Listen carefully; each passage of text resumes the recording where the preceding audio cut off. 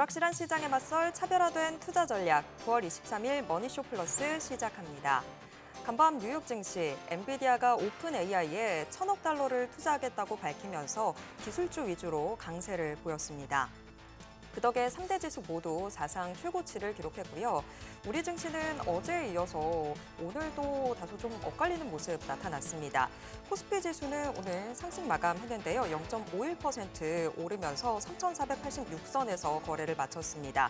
반면에 코스닥 시장은 장중에 하락 전환했는데 그대로 약세 흐름으로 지금 장 마칠 것으로 예상되고 있습니다. 872선에서 거래 마칠 것으로 보입니다. 그래도 코스피를 보면 여전히 반도체주는 강세인 것 같아요. 네, 어저께 엔비디아가 결국 오픈 AI 투자를 하면서 이제 인텔에 이어서 이제 오픈 AI까지 투자를 하면서 진짜 AI의 제일 초강자로 등장하는 것 같습니다. 그 바람에 반도체 주들도 계속적으로 강세를 보이고 있는 것 같습니다. 네, 반도체주 강세가 계속되고 있는 시장 오늘 좀 짚어보도록 하겠습니다. 지금 보시고 계신 머니쇼는 SBS BG앱과 유튜브에서 실시간 시청이 가능합니다. 더 많은 국내 주식 정보 받아보실 분들은 카카오톡 채널 머니랩 추가해 주시기 바랍니다. 그럼 오늘 증시인사이트 출연자 모시고 자세한 이야기 나눠보겠습니다. IM증권 김명실 연구원 모셨습니다. 안녕하세요. 네, 안녕하세요. 네. 간밤에 또 연준 위원들 말이 굉장히 또 많았는데 이것부터 먼저 좀 짚어볼까 봐요.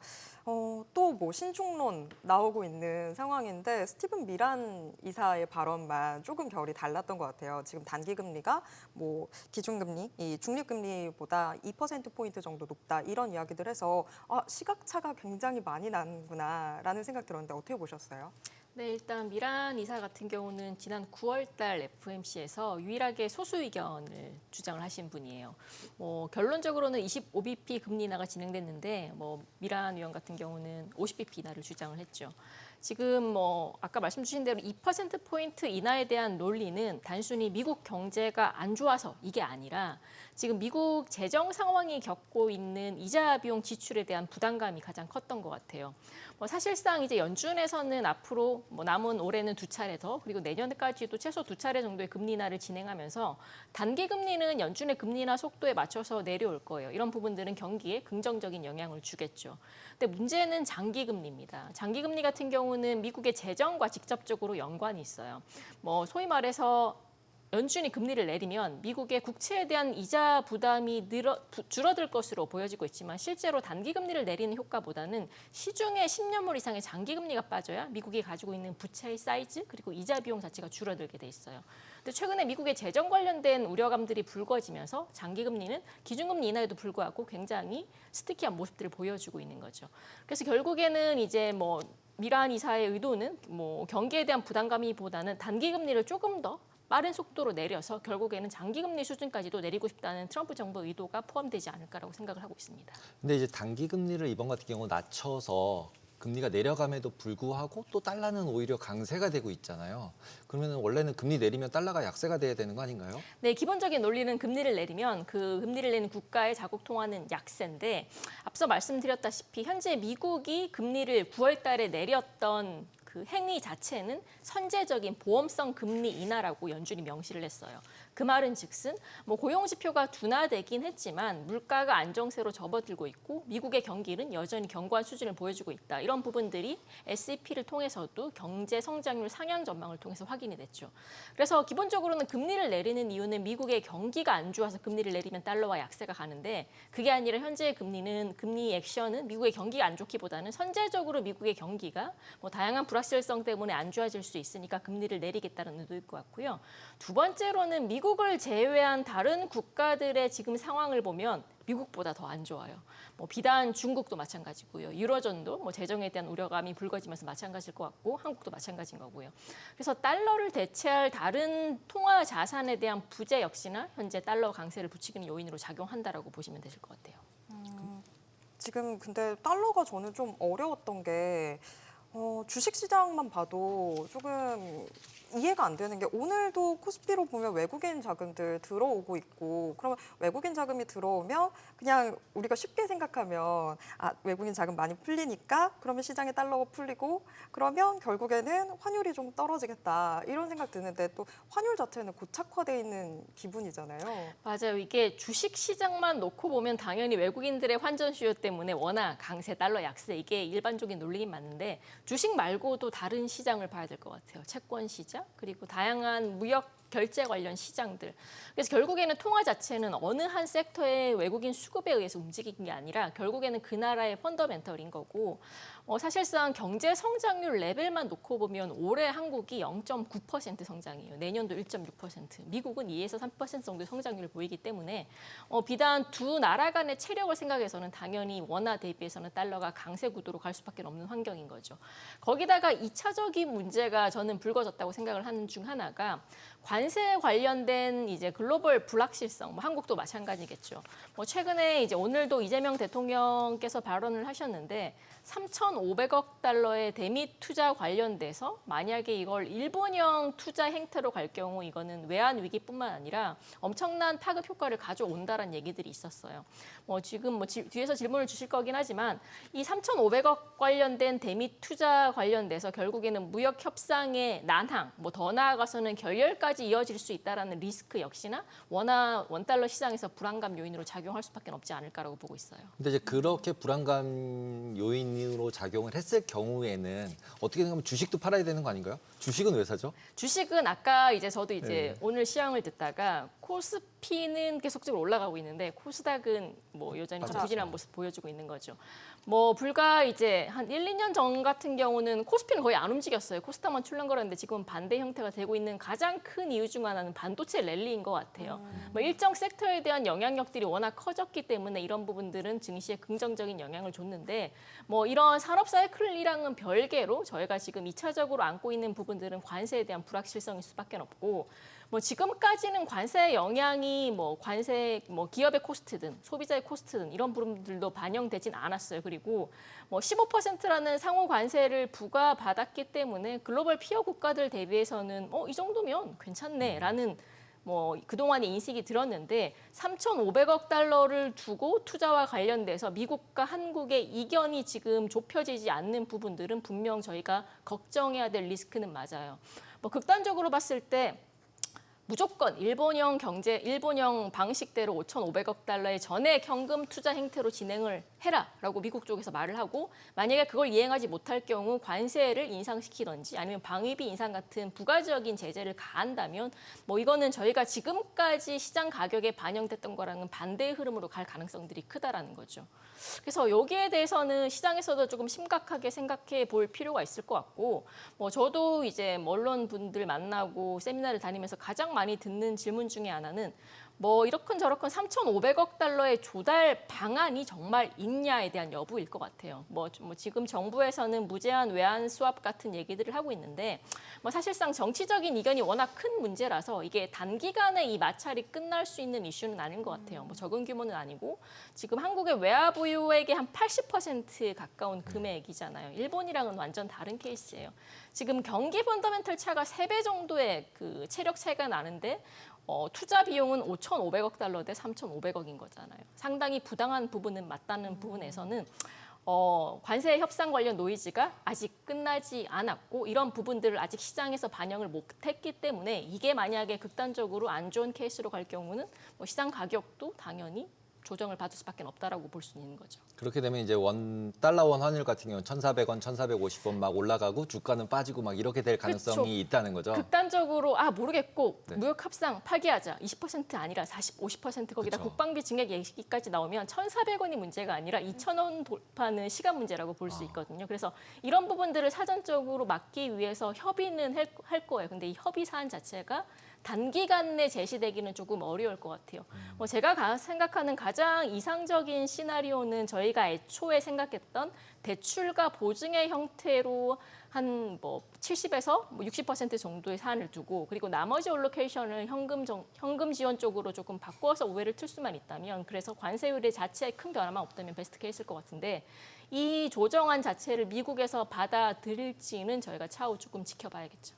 우리가 지금 가지고 있는 미국 국채가 한 1,000억 불 정도 된다고 그러더라고요. 그러면 1,000억 불 정도는 예전에 미국에서 SVB 사태 때 했던 것처럼 BTFP처럼 뭐 그 채권 내가 담보 줄 테니까 1,000억은 주세요. 맞아요. 여기까지는 오케이를 해줄 수가 있는데 그 나머지 부분 2,500억 불은 도저히 줄 방법이 없지 않나요? 그래서 뭐 일각에서 나오는 얘기로는 이제 공공은행, 국책은행들, 산은행, 산업은행. 뭐 KP 발행, 뭐 수협은행, 그 수은행 KP 발행, 그리고 민간 금융 자금들의 지원, 그리고 KIC 이제 관련돼서 운용 자금의 지원 여러 가지 방안들이 지금 제기가 되고 있는데 뭐 그렇다고 해서 어쨌거나 돈을 만들어내면 환전에 대한 수요가 일시적으로 생길 수밖에 없고 이런 부분들은 당연히 원달러 환율에 부담을 줄 수는 밖에 없어요. 그래서 최대한 대출과 보증 형식의 비중을 높여갈 수밖에 없는 게 아마 저희 그 한국 정부 입장인 것 같고 이제 미국 같은 경우는 일본의 케이스 거의 백지 슈퍼와 다름없는 일본의 케이스를 봤기 때문에 뭐 뒤로 물러서기는 쉽진 않을 것 같아요.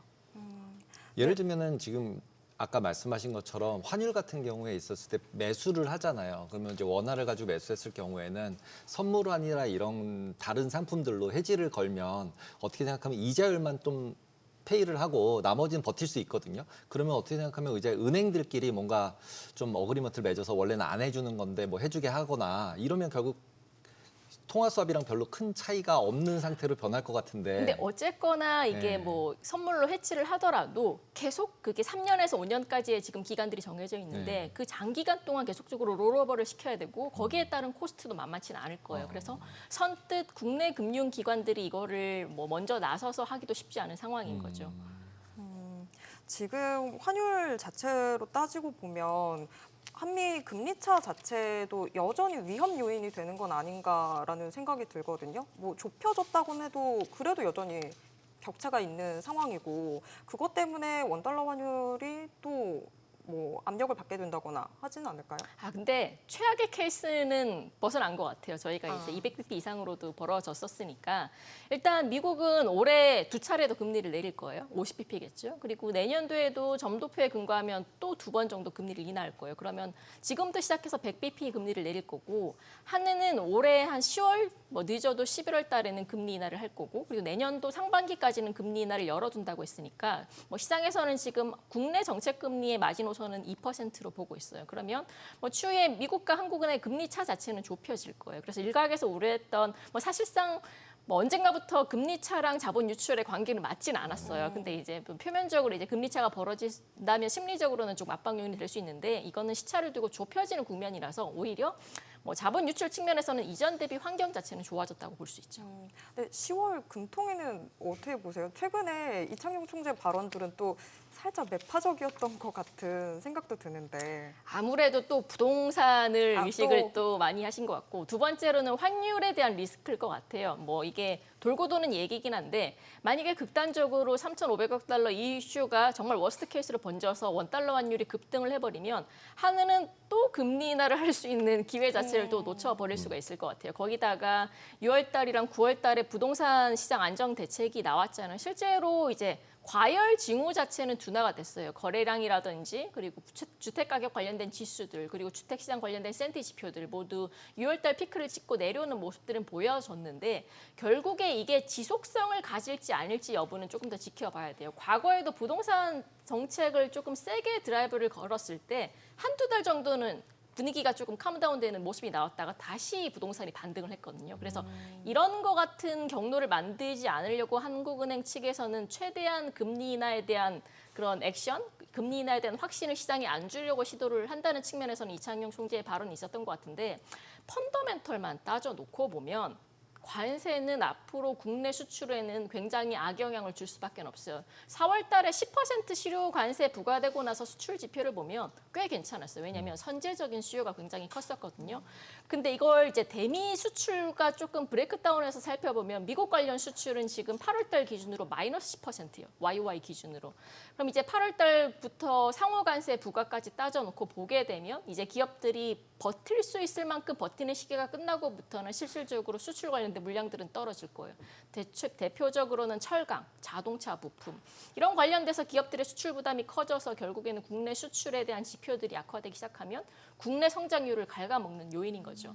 그리고 2차적으로는 지금 소비 관련된 센티는 올라왔어요. 왜냐하면 1차 소비 쿠폰, 2차 소비 쿠폰이 지급되면서 실제로 이제 뭐 지금 가게들의 소비 지출 성향 자체는 8월 달에 숫자가 YY MOM 기준으로 2% 가까이 찍었거든요.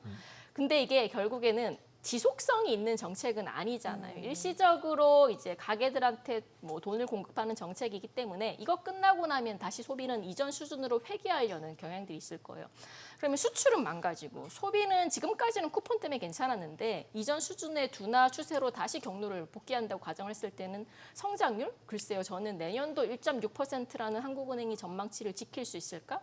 금리 인하는 필연적일 수밖에 없다라고 생각을 하고 있고요.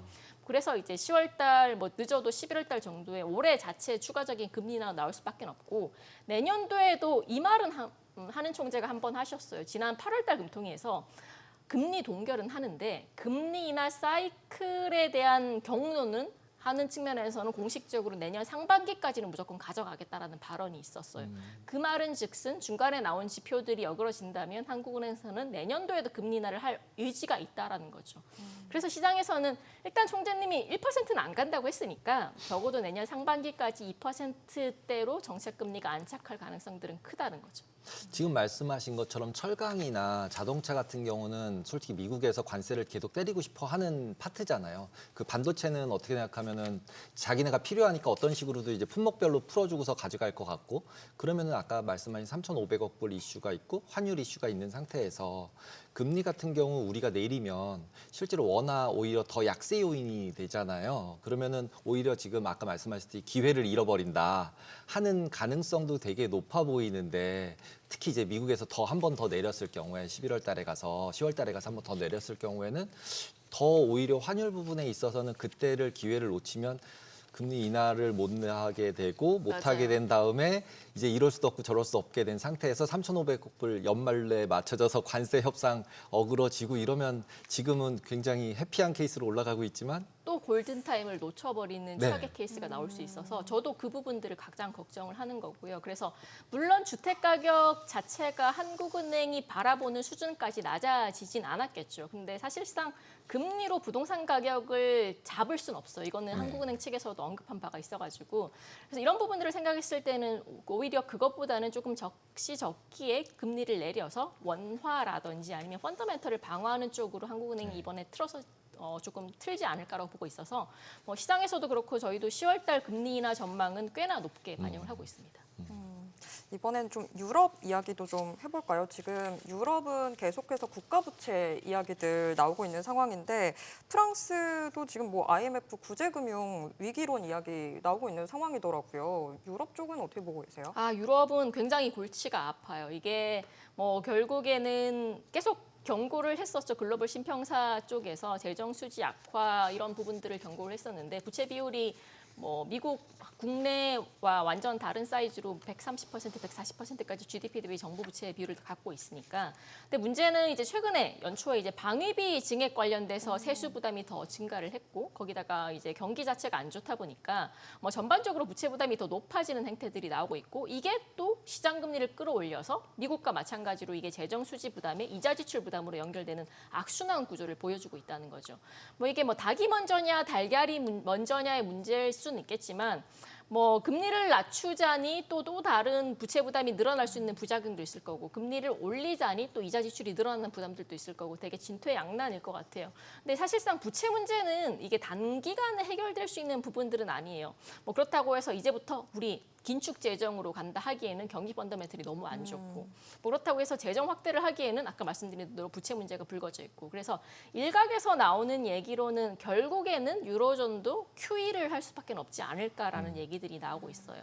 결국에 장기 국채 금리가 올라가지고 이걸 사줄 수 있는 기관이 없다면 계속 금리가 올라가서 부채 문제는 언젠가 빵 하고 터지겠죠. 그래서 그 빵 터지는 걸 막기 위해서는 당연히 이제 정부 측에서 통화정책팀에서 나설 수밖에 없는 거고 뭐 과거에는 이제 뭐 유로존 쪽에서 기금을 만들어서 그쪽으로 지원을 해줬던 사례들도 있었고 또 더 나아가서는 통화정책적 측면에서 이미 유로존은 기준금리가 지금 2% 초반까지 내려왔기 때문에 추가적으로 통화정책 여력은 굉장히 낮아요. 그러면 2차적으로는 YCC든 아니면 QE든 장기금리를 내리는 추가적인 정책들이 나올 가능성들은 있어요. 뭐 이게 제가 뭐 재정위기가 옵니다 안 옵니다라고 단언하기는 어려워. 이건 터져봐야 알 뿐. 제가 IMF도 아니니까. 근데 지금 상황에서 봤을 때는 과거 그리스나 아니면 부채 문제를 겪었던 남유럽 국가들과의 부채 레벨대에서는 아직은 조금 상황 자체에 시간을 벌 수 있는 상황이기 때문에 그 전에 뭐 지금 유로존 기금이든 아니면 뭐 ECB에서 추가적인 QE를 조금 빨리 진행을 하던 이런 대응들이 나오면서 해결이 되는 방향 쪽으로 가지 않을까라고는 생각을 하고 있어요. 만약에 장기 금리를 잡지 못하고 이렇게 고금리 상황들이 뭐 지금뿐만 아니라 내년 상반기까지도 이어진다면 이건 정말 큰 문제일 것 같고요. 뭐 저희가 그래서 지금 앞으로 봐야 되는 지표 중 하나는 물론 주식시장 중요하지만 장기금리 특히나 10년 이상의 30년짜리 금리가 잡히지 않고 계속적으로 높은 구간들을 유지한다면 그건 정말 위기의 징후라고 생각을 하시면 되실 것 같습니다. 어저께 같은 경우 이제 트럼프가 갑자기 나토 탈퇴 얘기도 했잖아요. 맞습니다. 그러면서 이제 팔레스타인 얘기를 하고 팔레스타인 국가로 인정한 니네 EU 자꾸 그렇게 인정하면 근데 실제로는 국가가 들어있지도 않았었어요. 그런데 결국은 약간 편을 20이랑 EU 쪽이랑 나누고 영국이랑 미국이랑 좀 편을 먹고 뭐 이런 느낌도 있는데 그렇게 될 경우에는 20이랑 미국 페드랑 좀 이렇게 척을 진다. 이렇게 됐을 때는 어떻게 될 것 같으세요? 뭐 둘 간에 척을 지더라도 오히려 이것 때문에 이제 국방비에 대한 부담감들이 지금 되게 재정이 어려운 국가들 위주로는 더 커질 수밖에 없을 것 같아요. 뭐 영국이 미국에 붙으면 조금 뭐 이런 부분들은 해소가 되겠지만 프랑스라든지 뭐 이탈리아 같은 경우는 또 다른 문제이기 때문에 그러면 영국 대 비영국 지역에 대한 재정 리스크가 조금 엇갈리는 흐름들이 나타나겠죠. 근데 지금 가장 문제인 국가는 아마 프랑스일 거예요. 여기는 정치적 불확실성까지 굉장히 커져버린 상황이라서 뭐 관련돼서 결국에는 그렇게 척을 두는 구도로 가다 보면 프랑스의 꼬리 자르기가 되지 않을까라는 걱정도 나올 수 있을 것 같아서 결국에는 이제 가장 큰 형님인 독일이 뭔가 조금 카드를 쥐고 큰 그림을 그려야 될 수밖에 없지 않을까라고 보고 있죠. 근데 독일 같은 경우는 어쨌든 재정을 풀기로 확장을 했고 그거를 이제 국방비로 쓰는 거에 대해서는 이제 많이 열어줬잖아요. 그러면서 이제 막 방산 업체들 이제 급등하고 이런 상태고 그러면 이제 러시아도 전쟁하면서 오히려 경기 좋아졌다 그러니까 오히려 국방비 투자하고 그러면서 유럽 경기가 조금 살아날 수 있지 않을까 이러해서 유럽에다 투자하라고 많이 했었잖아요. 맞아요. 네. 그랬었는데 지금에 와서는 막 또 이렇게 프랑스를 위주로 해서 위험하다 이러니까 실제로 유럽 같은 경우는 지금 투자를 해도 되나? 이렇게 물음표가 던져지는 상황인데 또 환율을 보면 유로화가 되게 강세예요, 너무. 달러 약세라 그랬는데 유로화는 또 왜 강세야? 다 위기라 그래놓고. 이게 도대체 맞지가 않는데 이걸 어떻게 봐야 돼요? 그건 것 같아요. 만약에 남유럽, 그리스 이런 국가들이었으면 시장에서의 워닝도 훨씬 더 컸을 거예요. 근데 이제 일반적인 시장에서는 그래도 프랑스가, 그래도 영국이, 그래도 독일이 이런 시각들이 커서 상대적으로 그 국가 세 개가 무너지게 되면 뭐 글로벌적으로 은행 시스템이 마비, 그러니까 패닉 상태 올 수밖에 없을 거고 이거는 비단 프랑스, 영국, 뭐 독일만의 문제가 아니라 이거는 전 세계적으로 금융위기로 확산될 수밖에 없다는 거죠. 그래서 결국에는 뭐 정부 측에서 이걸 막을 수 있는 여러 가지 정책들을 조금 제시를 하지 않을 거라는 그런 기대감 때문에 뭐 과거처럼 지금 위기가 급격하게 확산되지는 않을 것 같아요. 환율, 뭐 채권 다 저한테 너무 어려운 이야기인데 사실 또 어려운 게 지금 금리 인하에도 미국 10년물 금리를 보면 좀 오름세를 계속해서 보여서 이게 지금 좀 기준금리, 시장금리가 연동되지 않고 따로 노는 것 같다 이런 생각도 들어서 이게 혹시 문제가 되지는 않을까요? 문제가 크죠. 아까 말씀드린 것처럼 아마 제일 속이 타는 사람은 트럼프 대통령과 베센트 재무장관이지 않을까라는 생각이 들고 그러니까 말씀드린 대로 재정 수지 약화는 유럽 문제뿐만 아니라 미국도 마찬가지예요. 미국이 올해 5월 달에 이제 무디스에서 신용 등급을 한없이 강등을 시켰죠. 그래서 무디스가 이제 신용 등급을 내리면서 경고했던 문구 중 하나는 너네 재정 수지랑 부채 문제 해결 못하면 우리 등급 또 내릴 거야라고 경고를 했어요. 결국에는 미국의 재정 적자가 작년에 1.8조 달러가 터졌는데 이게 1.8조 달러가 문제가 아니라 좀 기하급수적으로 재정 수지 적자가 커지고 있다는 게 문제라는 거고 재정 수지 적자가 커지는 가장 큰 문제 중 하나는 이자 비용 지출의 부담이에요. 이자 비용 지출이 전체 지출에서 13% 정도를 차지하는데 국방비랑 똑같아요. 미국이야 뭐 워낙 최강 국방 국가이기 때문에 국방에 비용을 많이 쓰는 건 오케이. 근데 그만큼 이자 비용에 대한 지출도 똑같이 늘어나고 있다는 거죠. 그래서 부채의 사이즈를 줄이지 못하든지 두 번째로는 부채가 가지고 있는 실질적인 금리를 내리지 못한다면 미국의 재정 수지 적자는 늘어날 수밖에 없는데 지금 미국의 재정 상황을 몇 가지 살펴보면 뭐 트럼프는 이제 관세 정책을 통해서 자국의 국채를 글로벌 국가들로 스프레드 아웃 시켜서 새로운 세수를 증가시켜서 재정 수지 적자 개선에 나서고 있어요. 근데 또 반대 케이스에서는 OBBBA 법안을 통해서 소득세와 법인세 인하를 통해서 오히려 세입을 깎아먹는 또 반대 행태를 하고 있다는 거죠. 이게 뭐가 더 크냐고 봤을 때는 지금까지 관측된 수치 측면에서는 감세로 인해서 세수가 더 줄어드는 부분들이 관세로 인해서 들어오는 부분보다 더 크다는 측면에서 재정 적자는 분명 문제가 있어요. 그럼 마지막 방법이 뭐냐고 봤을 때는 결국에 장기채 금리를 내려야 되는 건데 뭐 이것도 마찬가지로 악순환인 거죠. 장기채 금리를 내리려면 재정 수지가 좋아져야지 장기채 금리에 프라이싱 되어 있는 소위 말하는 기간 프리미엄이 축소가 되는데 지금은 재정 수지 개선에 대한 불확실성이 크기 때문에 아무리 연준이 금리를 내리더라도 장기채의 기간 프리미엄이 줄어들지 않는다는 거죠. 기간 프리미엄이 뭔가를 되게 직관적으로 조금 말씀을 드리면 2017년도부터 한 7년 정도 미국의 기간 프리미엄은 거의 장기간 플러스 영역을 유지를 했어요. 마이너스 영역을 유지를 했어요. 극단적으로는 마이너스 100bp 때까지 줄어든 영역이 있었죠. 그러면 이런 부분들이 미국의 명목 금리를 내려서 미국 국채 금리가 뭐 1%, 0% 이런 레벨 때까지 갔던 시절이 있었는데 올해부터 이게 플러스로 역전이 됐고 올해 5월 달에 기간 프리미엄이 90bp, 플러스 90bp 때까지 벌어지면서 미국 10년물 국채 금리가 5% 가까이 올라갔던 거죠. 근데 지금도 70에서 80bp 대 머물고 있기 때문에 미국 국채 금리가 결국에는 연준이 금리를 내리더라도 장기채 금리는 못 따라 내려오는 행태들을 가지고 있다는 거죠. 그래서 결국에는 재정에 대한 그런 문제, 재정에 대한 시장의 리스크를 해소하지 못한다면 장기채 금리는 안 내려올 거고요. 아까 유럽의 사례랑 마찬가지로 이게 장기간 지속되다 보면 또 미국은 작년 대비해서 올해 재정 적자가 늘어날 거고 또 올해 대비해서 내년에 재정 적자가 더 늘어나면서 또 신용등급 관련된 이슈들이 다시 한 번 더 제기될 가능성들이 크다라고 생각을 하고 있고요. 근데 이제 그런 부분을 고려해 보면 다른 국가랑 항상 비교를 하게 되잖아요. 그래서 미국 말고 딴 데는 어떤데? 그러면 뭐 그나마 미국이 낫네. 뭐 이렇게 생각할 수 있잖아요. 그러다 보면은 미국의 입장에 생각을 해보면 빚을 까는 두 가지 방법이 있잖아요.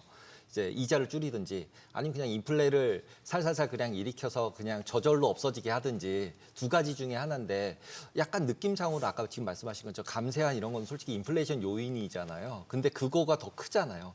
겉으로는 뭐 내려야 된다 이러면서 약간은 인플레를 좀 조장을 하고 자연상각이 되게 만드는 거죠. 자연상각이 되게 맞아요. 살짝 만드는 거죠. 맞아요. 그냥 겉으로는 근데 그걸 까놓고 하면은 너무 이제 다른 나라들한테 눈치 보이니까 그쵸. 살살살 하고 그 다음에 실제로는 오히려 제가 생각하기에는 나머지 나라들 있잖아요. 위기를 만들면 미국 국채는 금리가 되게 낮아지잖아요. 안전자산이 예, 되는 거죠. 안전자산으로 부각이 될 테니까 그러니까 뭐 누구 하나 이제 확 그냥 망치는 거죠. IMF 같은 사태를 만들어서. 그래서 이거를 결국에는 트럼프 정부의 정책들이 굉장히 산발적으로 되게 극단적 정책들이 많이 나오고 있는데 이것 간의 연결고리를 다 이어보면 결국에는 미국이 좋아지는 방법으로 귀결이 되고 있어요. 맞아요. 결국에는 미국 우선주의, 자국 우선주의.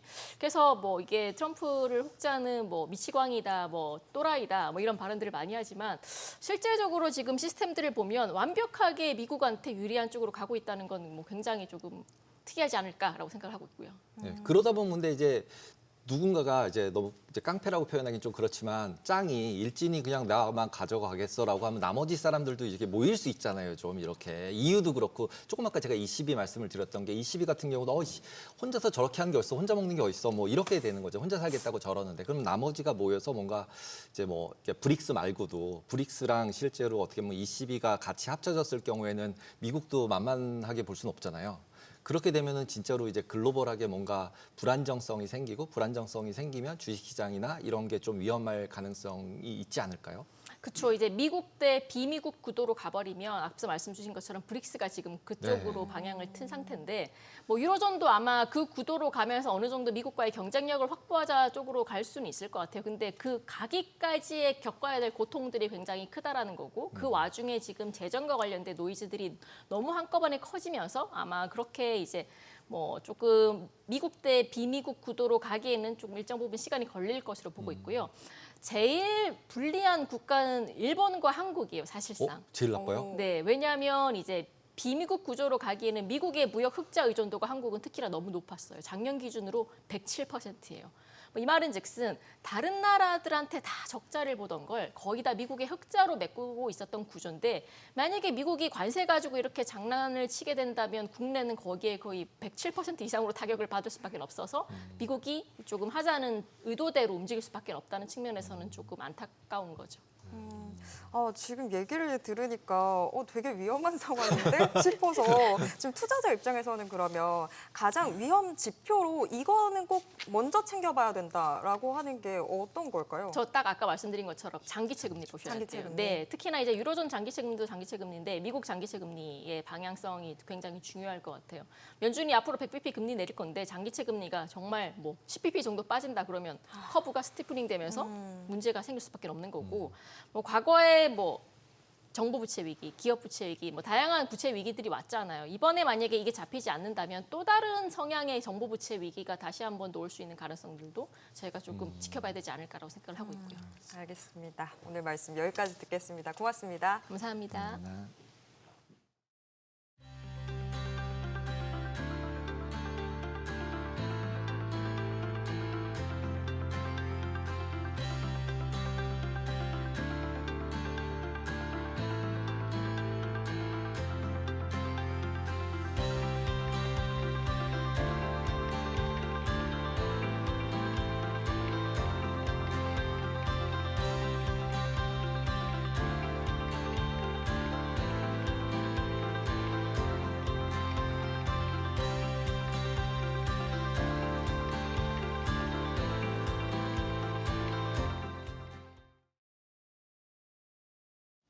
오늘장 특징주부터 뉴욕 증시 리포트까지 정리해드립니다.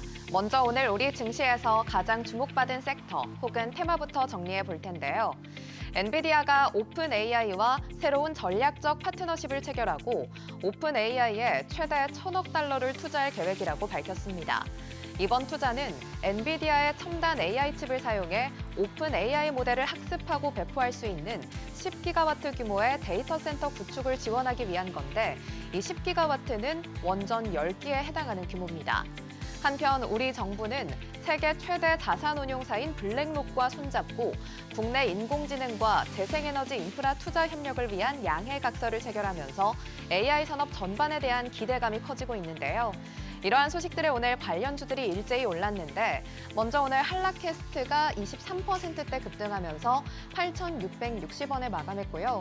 폴라리스 AI가 11%대 강세, 마음 AI도 13%대 강세 보였는데 S2W는 오늘 상한가 기록했습니다. 종가는 29,700원이고요. 코난 테크놀로지도 오늘 6%대 강세로 26,350원에 마감하면서 관련주 전반이 강세 흐름을 이어갔습니다.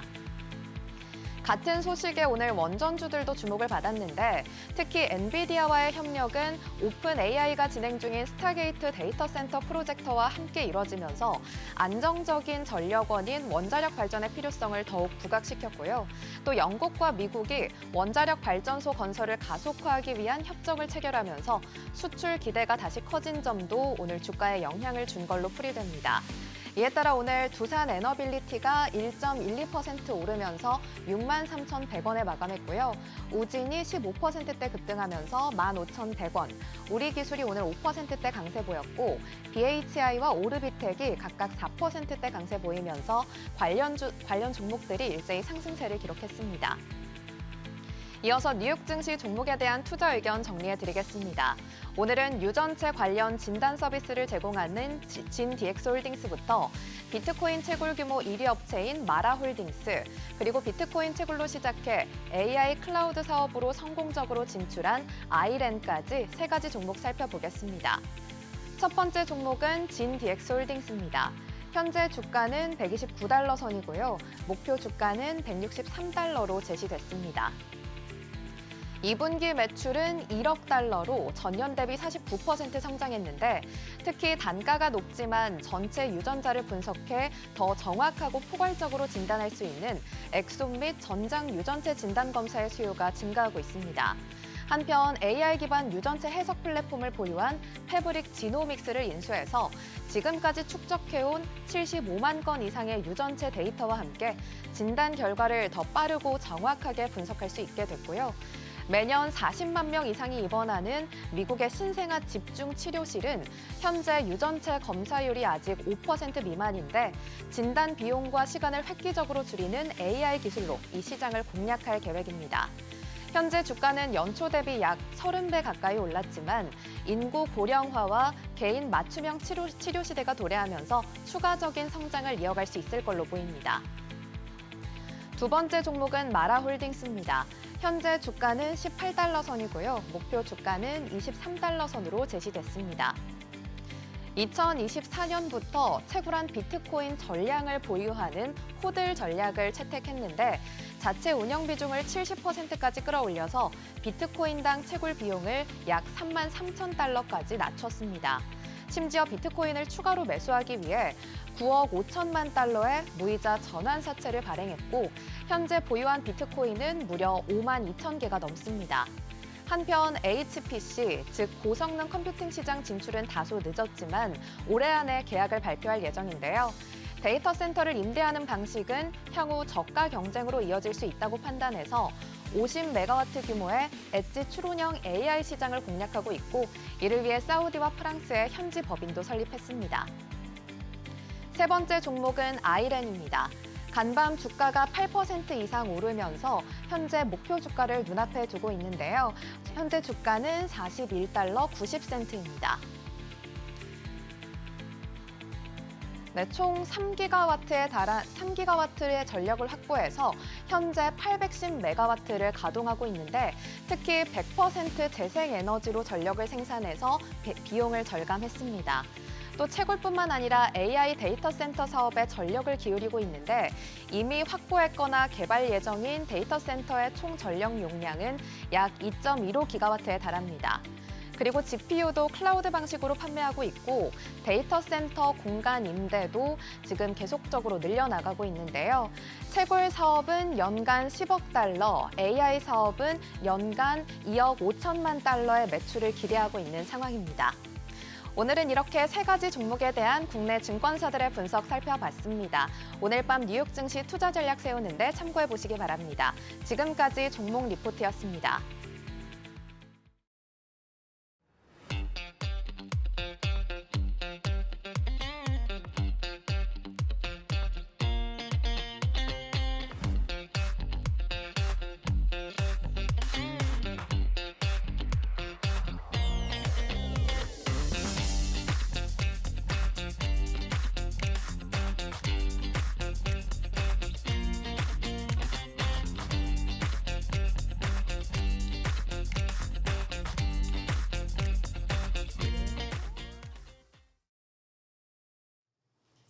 코스피는 오늘도 장중에 사상 최고치를 경신하면서 3,500선을 눈앞에 두고 있는 상황입니다. 역시 오늘도 반도체주가 이끌었죠? 네, 그렇습니다. 시작하면서 삼성전자가 9만 원이 넘어가기도 했었습니다. 반도체주 쪽으로 외국인의 매수가 지속적으로 유입되고 있는 상황입니다.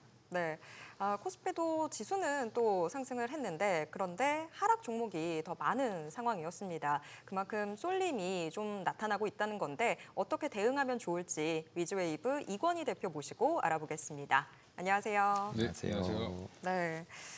오늘 근데 코스피는 그래도 분위기가 괜찮았던 것 같은데 코스닥은 좀 하락 마감했습니다. 네. 외국인 수급이 가른 걸까요? 어떻게 보셨어요?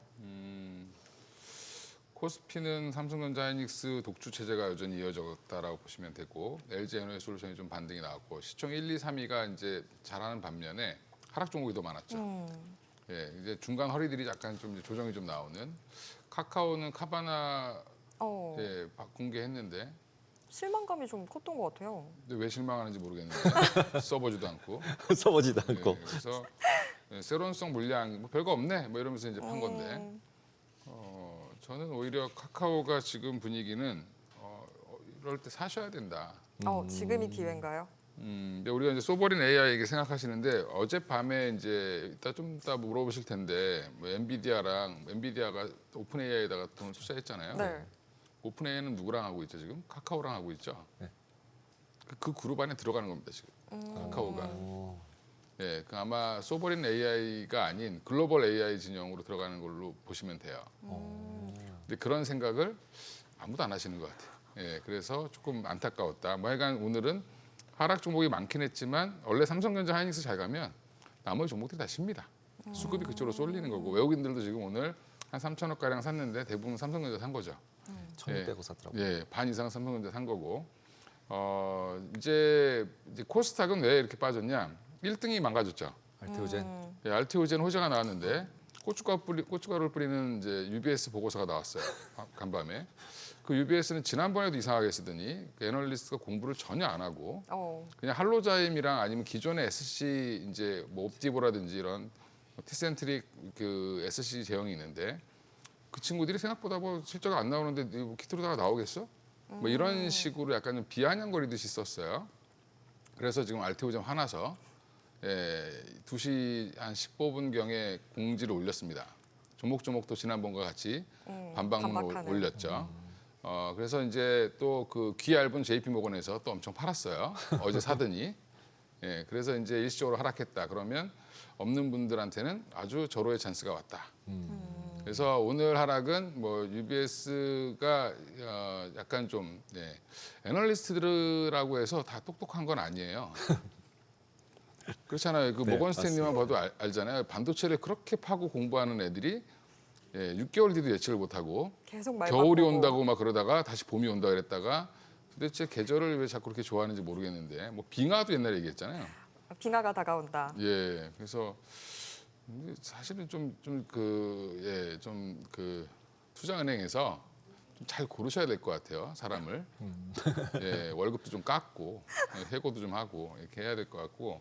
그래서 지금 UBS 리포트를 보고 지금 혼자만 이상한 얘기를 하고 있어요.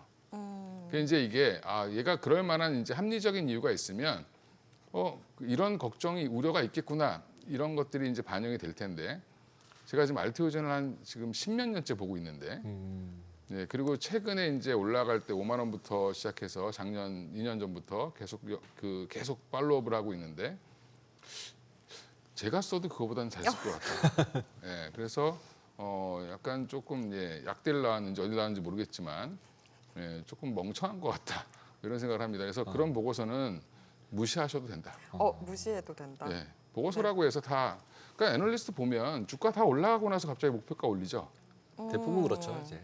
예, 네. 그러니까 네. 그들도 뭐 그닥 주식도 못 사니까 에이 이러는 거죠 그냥. 예. 네, 주식을 못 사죠. 중요한 얘기를 하신 것 같습니다. 본인이 주식 못 사고. 사니까 그냥 뭐 막 얘기하는 거지 뭐. 어깃장인가요? 예, 약간 고춧가루 뿌리는 애들이 항상 있습니다. 예, 어디나.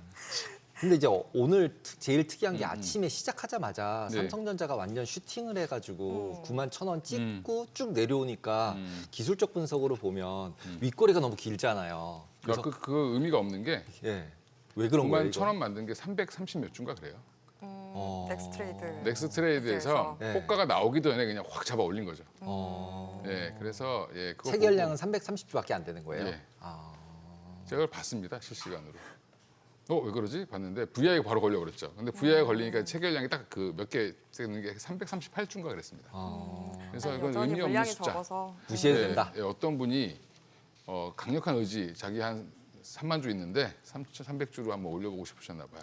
오... 네, 그런 거 아니면 근데 그렇게 시장에서 가격을 저렇게 330주로 움직일 수 있으면 시장이 되게 어떻게 보면 약하다 뭐 아니면 아무도 안 쳐다본다 이렇게 봐야 되나요? 넥스트 트레이드가 활성화됐다고 하는데 아직 외국인들은 참여를 하고 있지 않아요. 거의 안 하는 걸로 보이고요. 아... 네, 그러니까 일부 개인들이 조금 넥스트 트레이드는 좀 많이 하시죠. 요즘 거래 비중이 또 15% 넘어가면 또 정지돼 버리잖아요, 그죠? 예, 그래서 정지 많이 되더라고요 보니까. 그러면 오늘 그렇게 이 프리마켓에서 그랬던 건 개인들의 의지는 확고하되 아직까지도 삼성전자를 보는 외국인 기관의 시각은 조금 신중하다. 이렇게 평가해야 되는 걸까요? 그 삼성전자가 하루에 막 10몇 %씩 올라가면 그죠. 이상한 거 아니에요? 사실. 진짜 이상하죠. 예, 그렇죠. 엔비디아가 하루에 막 20%씩 올라가면 미국 시장이 미쳤다고 얘기하지 않을까요? 예, 그거랑 똑같은 겁니다. 지금 이제 여기서 뭐 저는 오히려 이제 그래서 장중 수급이 되게 중요했는데 장중 수급에도 한 2, 3% 올라오다가 뭐 빠지다 이렇게 왔다 갔다 했죠. 그래서 여전히 외국인들은 사서 모으고 있는 걸로 보이고 삼성전자는 지금 뭐 굉장히 안 좋게 보던 뷰가 다 바뀌었죠. 네. 근데 그게 아마 일시 공정이 아마 완성된 것 같아요.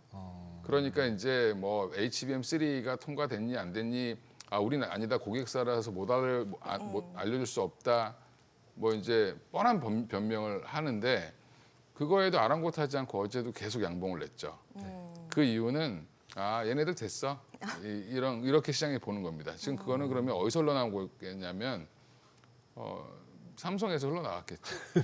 내부에서 나오는. 아 그렇죠. 예, 그러니까 이게 저희 그 한참 삼성전자 5만 원까지 내려가 안 좋을 때 전문가들이 다 얘기했어요. 일시가 안 돼서 안 된다. 발열 문제 해결할 수가 없다. 그게 이제 패키징의 문제가 아니다. 패키징의 문제였으면 마이크론도 못했어야 됐거든요. 예, 근데 이제 그런 부분들이 이제 해소가 되는 부분이고 HBM은 그렇고 HBM보다 더 큰 파도가 오고 있잖아요 지금. 랜드 부족하다고 난리 났죠 지금. 네. D램도 부족하다고 난리 났고, 그 다음에 얼마 전에 엔비디아가 GDDR7을 삼성한테 오더를 줬다. GDDR7은 기본적으로 일시 공정을 못하면 안 주는 겁니다. 네, 그래서 이제 이런 것들을 보면 전반적으로 좀 다 좋아지고 있거든요. 지난주에도 말씀드린 것처럼 뭐 제가 그 반도체 쓰나미가 온다고 9월 초부터 엄청 떠들고 다녔는데 미친 듯이 올라갔죠 지금 다들. 예, 근데 이제 왜 그러냐면 뷰가 완전히 안 좋게 보다가 확 바뀐 거예요. 그래서 다 놀래서 지금 어플라이드 머티리얼즈 보면 막 갑자기 막 올라가죠. 그러니까 우리나라 장비주들도 똑같이 막 다 따라 올라가고 공장 이제 더 짓는 얘기만 계속 나올 겁니다 앞으로. 그러면 이게 지금 오늘 전력기가 같이 올라오긴 했지만 네. 사실은 다 그게 근본은 그냥 엔비디아랑 오픈 AI가 자기들끼리 다 해먹겠다고 지금 이제 투자한 게 안정감을 준 거죠. 오픈 AI의 단점은 유일하게 돈이 없는 거였는데 그걸 엔비디아가 우리나라 예산의 한 3분의 1을 그냥 확 투자하고 그냥 내가 투자하고 우리 거 써 이런 거죠. 그럼 오라클은 3천억 달러 이게 가짜 아니야? 오픈 AI 이거 할 수 있어? 그랬는데 할 수 있겠죠 이제. 이게 선순환 과정으로 들어갔습니다. 그렇죠. 인텔 했다가 엔비디아가 갑자기 오픈 AI 했다가 돈 계속 찔러주고. 그렇죠. 그래서 지금 엔비디아가 지금 모든 걸 장악하기 위한 술책을 부리고 있다. 근데 그걸 거꾸로 생각을 해보면 엔비디아가 더 이상 투자를 못해서 M&A 하듯이 남들한테 돈 꽂아주기 시작했다. 원래 돈 많이 벌면 이렇게 M&A에서 포트폴리오를 다각화시키잖아요. 그런 차원에서 오픈 AI도 먹고 뭐 인텔도 먹고 뭐 이렇게 하는 과정으로 볼 수 있지도 않을까요? 그러면 어떻게 보면 엔비디아의 성장성이 조금 이렇게 주춤할 수도 있다라고 볼 수 있는 거 아닐까요? 그거보다는 네. 투자를 해서 파이를 키우겠다는 거죠 시장을. 시장이 가야 되는데 오픈 AI나 뭐 마이크로소프트나 계속 이제 막 계속 투자를 하면서 AI 생태계가 확대돼야 엔비디아는 계속 자기 거를 팔 수 있죠. 자기 시스템을 팔 수 있죠. 근데 자기의 그 쿠다 생태계를 만들어 본 경험이 있기 때문에 이 지금 AI 데이터 센터에서도 MV 링크부터 시작해서 그 다음에 로봇 관련돼서는 이제 이 여러 가지 이제 소프트웨어까지 하드웨어 소프트웨어를 자기가 지금 다 끌고 가고 싶은 거예요. 그러면 이거를 파일을 키워놔야. 근데 이제 갑자기 인텔이 저렇게 절고 있으면 그거는 이제 제가 인텔은 그냥 정치적인 것 같고 약간 쇼 같습니다. 그거는 뭐 50억 달러 그거 이제 푼돈 주고 50억 달러가. 저기 트럼프 아저씨 좀 화내는 거 좀 뭐라고 안 하게. 그 오픈 AI도 하면 이게 스타게이트 프로젝트가 진행될 가능성이 높겠죠. 더 이게 돈이 있으면. 그러면 이제 오픈 AI도 마찬가지로 근데 오픈 AI는 써먹을 때가 있는 거죠. 막강한 소프트웨어가 있으니까. 그러면 거기에 내가 투자를 해서 같이 가겠다라는 것들을 끌어당기면 지금 오픈 AI가 브로드컴에다가 10억, 100억 달러 줬잖아요. 그 투자 칩 만들어 달라고. 그것도 엔비디아로 바뀌지 않을까요? 그래서 브로드컴 어저께 빠졌죠. 그렇죠. 네. 예. 브로드컴이 근데 또 인수합병을 기가 막히게 잘해서 거기까지 온 회사예요. 근데 이제 엔비디아는 그게 아니라 시장 파이를 키우겠다. 그리고 다 내 편을 만들겠다라는 거죠. 아까 지금 이야기 들으면서 리포트들도 못 믿겠고 그럼 리포트 이제 반대로 믿어야 되나 이 생각도 했었었거든요. 아니죠. 리포트는 보되 그 팩트를 계속 보셔야 돼요. 그러니까 그리고 그들이 이제 그러니까 객관적인 지표와 주관적인 의견이 있죠. 그거를 구별하셔야 된다는 거죠. 그러니까 이제 애널리스트가 우리보다는 훨씬 더 팩트를 조사를 많이 하겠죠. 근데 이제 UBS를 제가 뭐라고 한 거는 팩트조차 정확하지 않기 때문에 뭐라고 하는 거예요. 근데 이제 그래서 팩트가 안 맞는 거. 다른 보고서랑 비교해봤는데 엉뚱한 얘기를 혼자 하고 있어요. 예, 그러면 귀 닫고 사는 약간 좀 그 오타쿠 같은 예, 애널리스트라고 봐야 되겠죠, 그죠? 또 간밤 미징시에서 저는 또 눈에 띄었던 게 네. 화이자 이제는 비만 치료제 자체 개발하던 게 좀 계속 실패해서 네. 중단하고 했었는데 네. 뭐 지금 메세라 인수하면서 메세라 자체가 또 되게 급등하더라고요. 네. 그래서 그러면 이제 다시 비만 치료제 주목해야 되나? 지금 살짝 다른 것들로 시장 좀 포인트들이 옮겨갔었던 상황이었는데 결국에 제약바이오는 또 비만 치료제인가 해서 저 올해 연초부터 올해 화두는 딱 3개였습니다.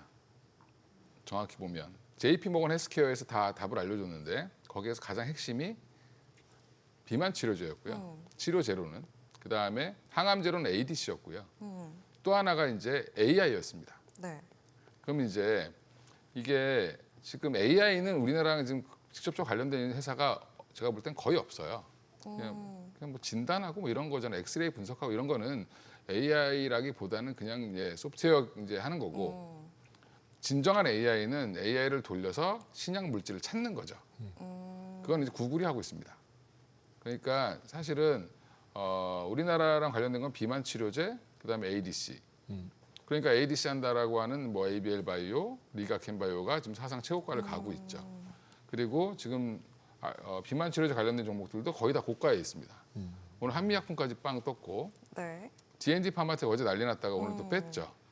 거기에 뭐 경구형이 안 들어가서 뭐 어쩌고 근데 이게 너무 지엽적인 걸 갖고 이게 하면 안 된다. 이야기다니까. 이제 파트너가 그냥 메세라를 상장시킨 장본인이 D&D 파마텍이에요.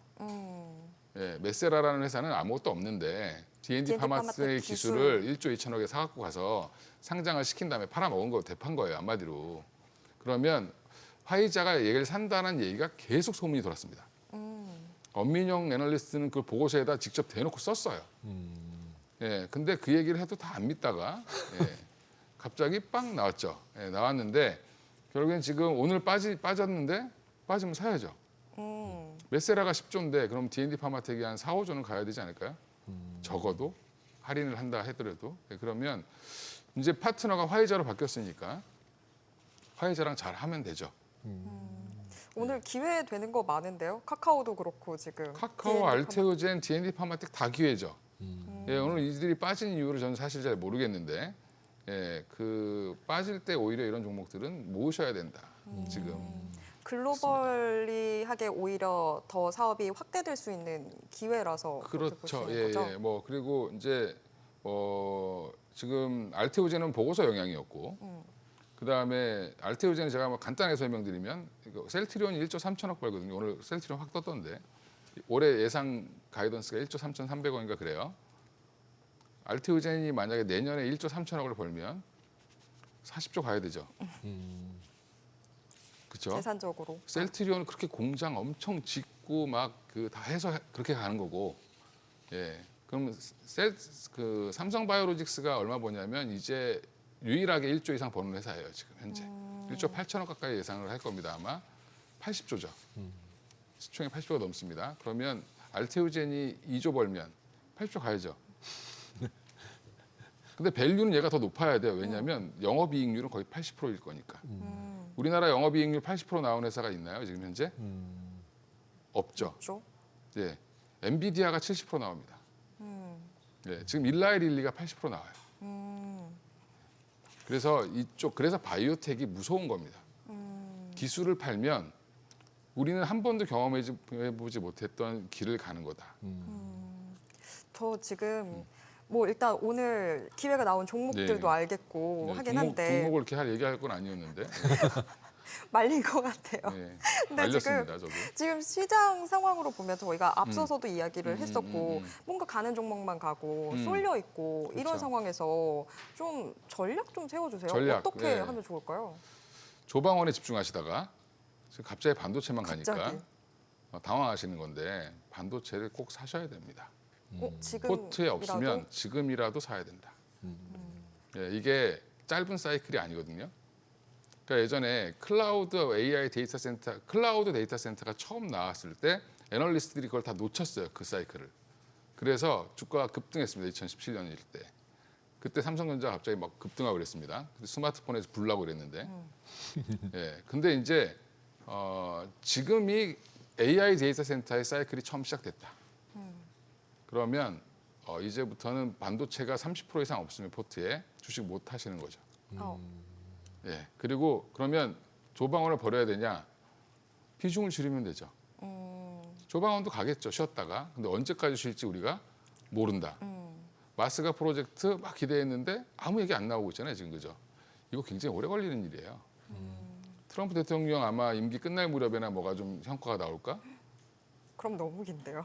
그럴 수도 있습니다. 왜냐하면 우리가 바이든과 협상한 게 그게 지금 테일러 공장인데 지금 아직도 다 못 졌죠. 예, 그게 원래 시간이 주식의 시간과 또 투자의 시간과 이거 시간이 다른데 이게 늦어지면 자꾸 이제 찌그덕거리겠죠. 주가가. 그래서 일단은 조방원 조선 방산 원전은 좀 쉬어갈 가능성이 높기 때문에 그것도 조금 갖고 계시되 언제 올라갈지 모르죠. 사실 모멘텀이 언제 생길지 모르지만 비중을 좀 줄여놨다가 올라갈 때 더 사면 되죠. 예, 그 줄인 거를 좀 조선 여기 반도체나 바이오의 일부에 좀 담아놓으시면 소외를 안 당하실 수 있다. 네, 알겠습니다. 오늘 말씀 여기까지 듣겠습니다. 고맙습니다. 예, 감사합니다.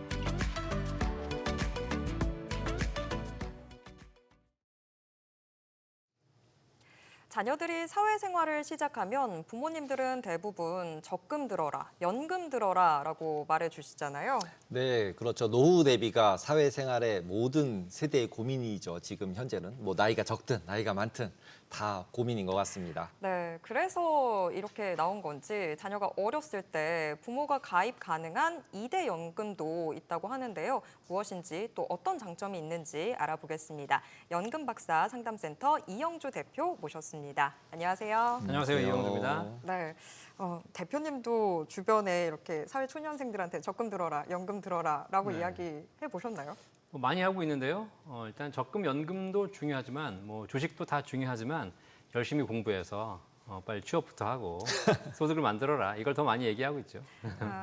네, 지금 뭐 오프닝에서도 이야기가 나왔는데 2대 연금 플랜 이게 뭐 굉장히 새로운 전략으로 나오고 있다. 뭐 이런 이야기들이 있는데 정확하게 어떤 건가요? 뭐 새로운 건 아니고 일단은 그 이제 연금을 원래는 대부분 다 50대, 40대, 50대 나이가 들어서 퇴직하기 전에 내 노후를 한번 생각해 보면서 뭐 부족한 건 없나, 뭐 추가로 더 준비할 게 없나라고 하시면서 그때 뭐 IRP, 연금보험, 국민연금 체크하시거든요. 이렇게들 많이들 하시는데 이제 여유가 없으신 분들은 우리 본인 노후 준비하시는 게 제일 우선이에요. 그런데 최근에 이제 조금 더 여유 있으신 분들이 내 노후를 준비하는 것도 좋지만 우리 자식을 보고 있으니 답답한 거죠. 네. 아니 우리 때야 이렇게 성장을 했기 때문에 그러다 보니까 뭐 성장 과정에서 사실 부동산 가격도 오르고 여러 가지 자산이 형성됐기 때문에 노후를 사시는데 그렇게 어려움은 없고 국가가 여러 가지 제도를 또 지원을 해주고 있지 않습니까? 근데 앞으로 뭐 20, 30년 후를 보니까 얘가 앞으로 노후가 됐을 때 보니까 국민연금도 기금이 고갈된다고 하지. 그다음에 뭐 딱 보니까 이렇게 뭐 직장도 좀 번번치 않지. 이러다 보니까 이제 좀 고민이 되시는 겁니다. 그래서 그러면 좀 아이 앞으로 연금을 좀 가입하는 게 어떨까를 고민하시는데 아이한테 그냥 주긴 그렇고 이거를 이제 부모님과 같이 나눠 써서 부모님이 받다가 아이가 이어서 받을 수 있는 이런 연금을 플랜하게 되면 나도 좋고 자녀도 좋고 이럴 수 있지 않을까라고 해서 지금 2대 연금 플랜이 나오고 있어요. 근데 일반적으로 이제 연금 보험을 계약할 때 계약자, 피보험자, 수익자 구조가 있는데 2대 연금 플랜은 기본적으로 피보험자를 자녀로 합니다. 자녀로 해서 아이가 이제 피보험의 목적이 돼가지고 아이의 연금을 가입해 주는 건데요. 다만 이제 아이가 돈이 없잖아요. 그러니까 이제 부모가 계약자가 돼가지고 부모가 돈을 내주고 아이가 연금을 이제 아이 이름으로 가입을 해서 나중에 연금 받을 때가 되면 부모가 받는 겁니다. 그 연금을 좀 일찍 개시해서 그러면 뭐 예를 들면 부모가 70세쯤 되면 아이는 한 40세 될 거잖아요. 40세, 45세에 연금을 개시해가지고 부모가 받아서 쓰다가 부모가 돌아가시고 나면 그때 아이가 이어서 동일하게 연금을 받을 수 있는 거니까 그런 구조로 만들어서 부모가 받다가 자녀도 계속 이어받을 수 있는 플랜을 좀 해보자라고 해서 2대 연금 플랜이라고 좀 명명을 따로 이렇게 뭐 컨셉적으로 하고 있는 거죠.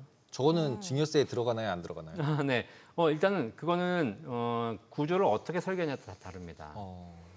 일단 계약자가 부모인 경우에는 보험은 피보험자, 수익자, 그러니까 뭐 보험의 목적, 돈을 누가 받냐 이것이 중요한 것이 아니라 계약자가 누구인가를 보거든요.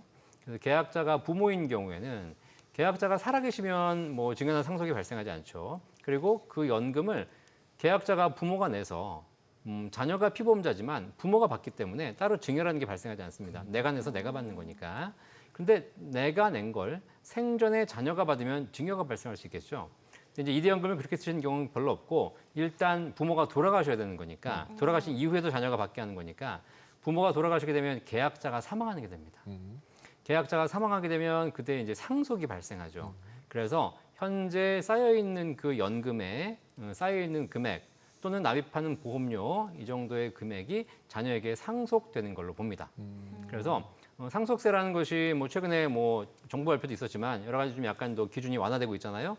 그 기준 이내에 들어오신 분들은 상속세가 발생하지는 않지만 그 기준을 초과하신 분들에게는 그 넘겨주는 금액 자체도 다 합산돼서 상속세를 계산해야 되기 때문에 이때는 상속세가 발생할 수 있고요.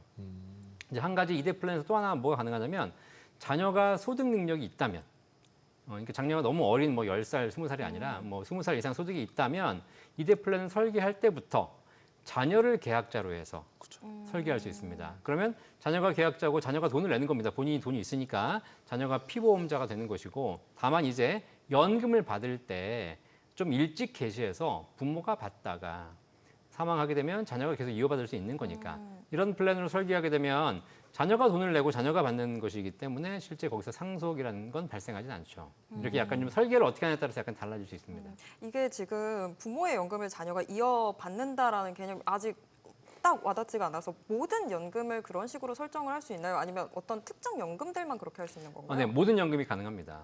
이게 뭐냐면 연금 상품이 2대 연금이라는 상품이 있어 이게 아니에요. 이게 아니고요. 그냥 일반적인 연금이라는 것이 내가 가입해서 내가 받는 것인데 내가 가입을 할 때 나를 가입하는 것이 아니라 자녀의 이름으로 가입시켜줘서 자녀 걸 뺏는 거죠. 중간에 잠깐. 그래서 부모가 받다가 나중에 자녀가 이어받도록 하는 개념이에요. 사실 그래서 2대 플랜이라는 것이 지금 이제 좀 여유가 있으신 분들에게는 열심히 이렇게 많은 목적으로 쓰이고는 있지만 사실 한 가지 우리가 좀 간과한 게 뭐냐면 2대 플랜이 부모가 예를 들면 부모가 55세고 자녀가 예를 들면 20살이라고 해볼게요. 네. 그러면 55세인 부모의 이름으로 연금을 가입해서 연금을 받게 되면 그러면 이제 연금을 지급하는 회사 입장에서는 55세, 60세, 65세 나이가 드신 분들이 받잖아요. 이러니까 받을 날이 얼마 안 남았지 않습니까? 그러니까 연금액을 좀 많이 줄 수 있습니다. 자, 그런데 어린 자녀 이름으로 가입해가지고 일찍 개시하게 되면 뭐 자녀가 30살, 40살에 개시하게 되면 사실 그 연금을 받아서 그걸 부모가 쓰는지 자식이 쓰는지 보험회사는 모르고 일단 누가 연금을 개시하냐고 봤을 때 젊은 친구가 30살, 40살에 연금을 개시한다는 거예요. 그때 부모님은 60세, 70세겠지만 자 그렇게 되면 보험회사 입장에서는 이 사람이 앞으로 살 날이 50년, 60년입니다. 그렇기 때문에 한 번 받는 연금액이 적어질 수밖에 없겠죠. 그래서 2대 연금 플랜이 부모가 받다가 자녀가 이어받는 플랜으로 이렇게 활용할 수는 있겠지만 다만 부모가 직접 가입하시는 것에 비해서 연금액의 한 절반 정도밖에 안 됩니다. 그러니까 이렇게 생각하시면 돼요. 똑같은 걸 가지고 한 잔을 혼자 먹는 거하고 둘이 나눠 먹는 거하고 결국 반반밖에 못 먹잖아요. 네. 그래서 이제 그럴 수 있고요.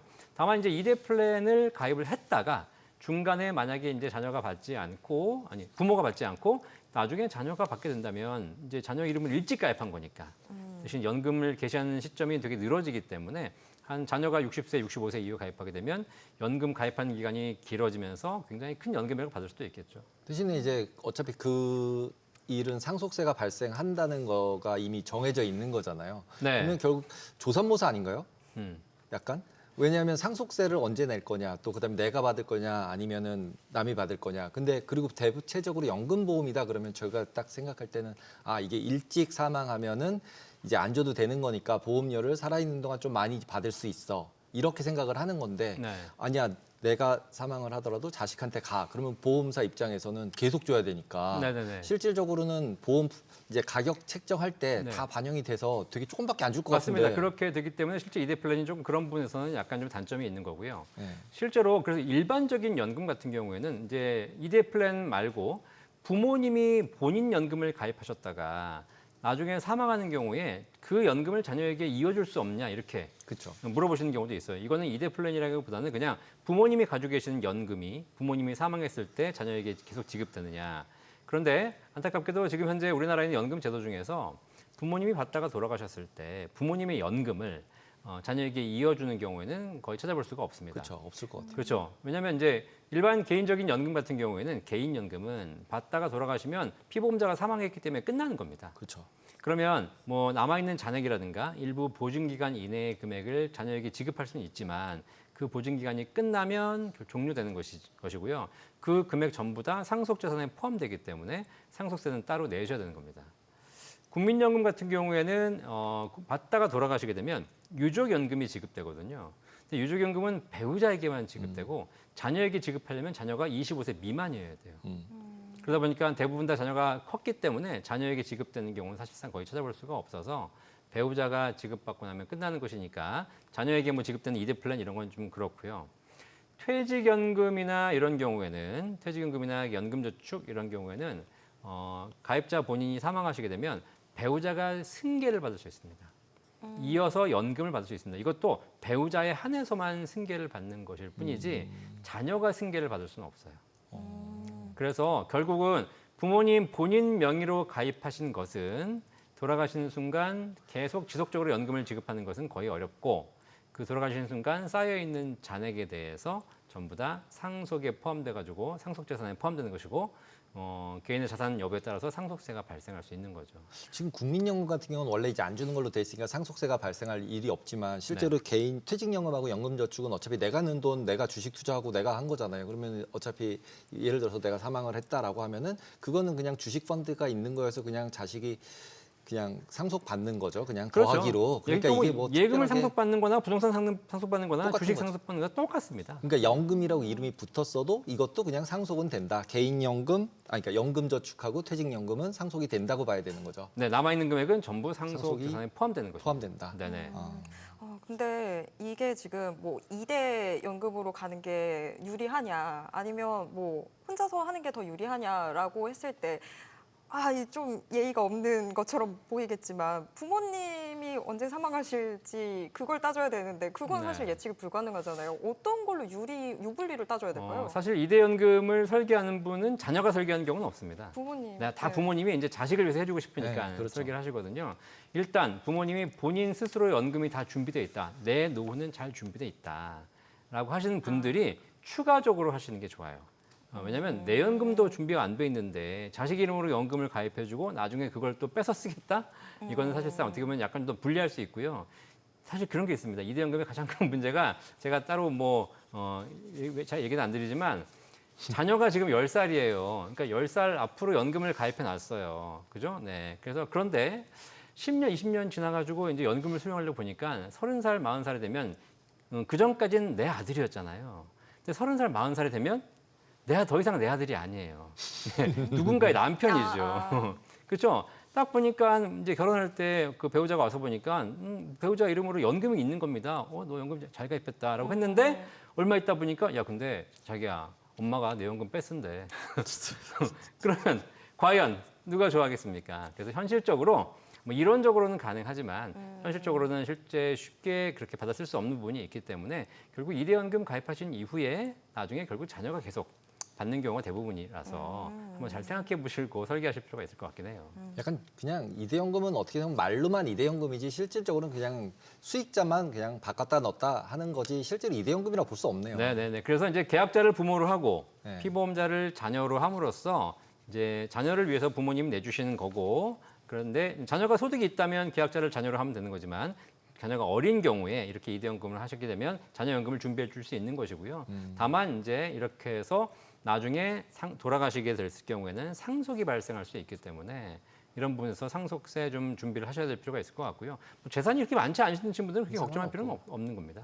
그리고 이제 연금을 물릴 때 한 가지 장점이 뭐냐면 연금을 받을 금액은 많이 있잖아요. 근데 그 많은 금액에 대해서 상속세를 내시는 것이 아니라 지금까지 납입한 원금에 대해서만 상속세가 부과되기 때문에 그런 재산 평가에 있어서 일부 좀 유리한 조건을 얻을 수 있겠습니다. 그럼 만약에 납입 원금을 넣었는데 개인연금 같은 걸 해서 주식 투자 잘했어요. 네. 그래서 엄청 불었어요. 커졌어요, 금액이. 그래도 이 납입한 금액에 대해서만 세금을 내는 거예요. 여기서 이제 좀 구별할 수 있는 게 뭐냐면 지금 현재 이대 연금 플랜이 가능한 것은 사실상 연금 보험만 가능합니다. 연금 보험만. 네, 연금 보험만. 그래서 연금 보험에서 불렸다 하더라도 납입 원금 기준으로 평가를 받을 수가 있는 것이고요. 근데 이제 연금 펀드나 이런 경우에는 계약자, 피보험자 구조가 되지 않거든요. 그거는 이제 처음 가입할 때부터 그냥 애 이름으로 해주시는 거기 때문에 이거는 거기에 부모가 개입할 수 없습니다. 우리가 보험 가입할 때는 계약자와 피보험자와 부모 자식을 달리할 수 있지만 은행에서 예금이나 주식을 살 때는 뭐 통장은 부모 이름 만들고 거기에 애가 뭐 이렇게 안 되잖아요, 그죠? 그래서 그거는 딱 은행이나 증권사의 계좌는 딱 1인 1명이만 가능하기 때문에 그건 현실적으로는 이대연금은 증권사 은행에서는 쉽지 않습니다. 그러면 연금보험 같은 경우는 솔직히 사업비라 그래서 이렇게 비용이 되게 크지 않나요? 그럼 맨날 네. 뭐 보험 이렇게 해지하면 원금보다 안 조금 주잖아요. 네네. 그것처럼 이렇게 될 바에는 그냥 안 하는 게 나은 거 아닌가요? 그러니까 이제 그럴 우려가 좀 있습니다. 왜냐하면 이게 장기로 가야 되는 거잖아요. 네. 아무래도 내가 가입해서 내가 받는다 그러면 뭐 한 10년 후에 받을 수 있고 이렇게 하는 거지만 자녀 명의로 하다 보니까 20년, 30년 있다 보니까 그 사이에 중간에 해지될 가능성도 좀 있습니다. 그래서 항상 연금을 설계하거나 가입할 때는 좀 장기적인 안목으로 보셔야 되거든요. 근데 이제 중간에 가다가 해지할 거면 사실 안감만 못 하는 거죠. 그죠, 원금 못 받죠. 뭐 상품에 따라 다른데요. 네. 뭐 수익이 났으면 원금 이상을 받을 수도 있고요. 그다음에 원금 못 받을 수 있는 것이고 뭐 지금 나와 있는 연금들 중에서는 뭐 해지하지 않고 연금 받는다는 조건하에서는 좋은 연금들이 있는데 중간에 해지하시게 되면 오히려 더 불리해질 수 있어요. 그죠. 짧게 이것만 하나 더 여쭤볼게요. 이대 연금이 결국에는 좀 부수적인 보완적인 거라고 얘기를 하셨는데 그러면 더 메인이 될 만한 뭔가 부모가 자녀들을 챙겨줄 수 있는 네. 어떤 연금 팁 뭐가 있을까요? 일단 연금을 설계할 때 기본적인 것은 부모 연금은 부모 명의로 설계하고 자녀 연금은 자녀 명의로 설계하는 것이 제일 좋고요. 근데 이제 이대 연금 플랜이 나오게 된 이유가 자녀가 어리다 보니까 이런 경우에 부모가 내줘야 되는 거니까 이렇게 나오거든요. 근데 사실 뭐 저도 연금 전문가지만 아까도 초반에 첫 질문 주셨는데 어린 자녀가 굳이 연금이 필요할까? 그런 생각을 해요. 어린 자녀에게 오늘 좀 전에도 방송 보셨겠지만 연금을 가입시켜 주는 것보다 삼성전자 주식을 사주는 것이 네. 더 좋지 않을까라는 생각이 좀 들거든요. 그리고 연금을 해주는 것, 주식을 해주는 것도 중요하지만 어린 자녀는 공부를 시켜야죠. 그죠? 그래서 차라리 저는 이제 제 방에 와가지고 저한테 뭐 연금 가입 물어보는 젊은 청년이 있으면 한 달에 30만 원 연금 준비할 돈으로 학원 다녀라. 무슨 학원을 다녀야 되나요? 뭐 무슨 학원 다니든 기술을 배워서 기술을 배워라. 평생 먹고 살 기술을 만들면 그게 더 큰 연금이 되지 않겠습니까? 그러니까 요즘 근데 어린 친구들 보면, 그러니까 MZ 세대들을 보면 투자에 너무 열심인 거죠. 코인, 주식, 네. 뭐 다에 대해서 너무 열심인데 공부를 너무 열심히 해서 이제 본업을 등한시하는 경우도 너무 많은 것 네네네. 같은데 네. 솔직히 그거를 이렇게 이제 그래라 이렇게 해줘야 되는 건지 아닌지도 되게 헷갈려요. 어떻게 보세요? 근데 뭐 충분히 우리가 이제 우리 인권도 그렇고 살면서 느꼈지만 소득이 내가 일해서 소득이 있는 상태에서 투자를 해야 투자도 잘 되고 일도 잘 되는 것이지. 파이어족처럼 일을 그만두고 투자만 한다고 했을 때 과연 투자가 성공할 것인가? 이게 매일같이 주식을 본다고 해서 성공하는 건 아니잖아요. 네, 맞습니다. 그런 걸 잘 우리 배분할 필요가 있을 것 같습니다. 돌고 돌아 근본으로 가야 되는 것 같습니다. 네. 오늘 말씀 여기까지 듣겠습니다. 고맙습니다. 감사합니다. 감사합니다. 네, 오늘 밤 포인트 뭘로 오늘도 보시나요? 별다른 뉴스는 없고요. 이제 연준 위원들이 얘기를 계속합니다. 그래서 이제 금리 어떻게 할 건지에 대해서 계속 얘기를 하는데 결국 시장은 아직도 박스권에 있던 상태고 반도체랑 AI 주식은 계속하고 있다라는 부분은 잊지 않으셔야 될 것 같습니다. 네, 체크하도록 하겠습니다. 모든 투자 판단의 책임은 투자자분들께 있다는 점 알려드립니다. 머니씨 오늘 여기까지입니다. 여러분의 모든 경제에 SBS 비즈가 함께하겠습니다. 저희는 내일 오후 3시 30분에 다시 찾아뵙겠습니다. 고맙습니다.